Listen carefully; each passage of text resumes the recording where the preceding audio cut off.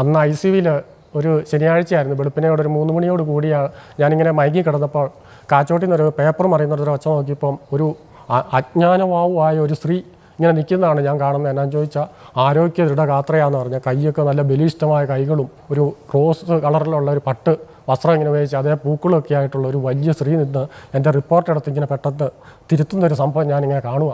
അപ്പം ഞാൻ ഓർത്തു, ഞാൻ കണ്ണടച്ച് ഇത് ആലോചിക്കുമായിരുന്നു, ഇതാരാ, നേഴ്സുമാരല്ല എന്തോർത്തുകൊണ്ട് ഞാൻ പെട്ടെന്ന് എൻ്റെ മനസ്സിലേക്ക് ഒരു ചിന്ത വന്നു, ഇത് പരിശുദ്ധ അമ്മയാണോ എന്നൊരു സംശയം. ഞാൻ കണ്ണ് തുറന്ന് നോക്കിയപ്പോൾ ആളിനെ കണ്ടില്ല.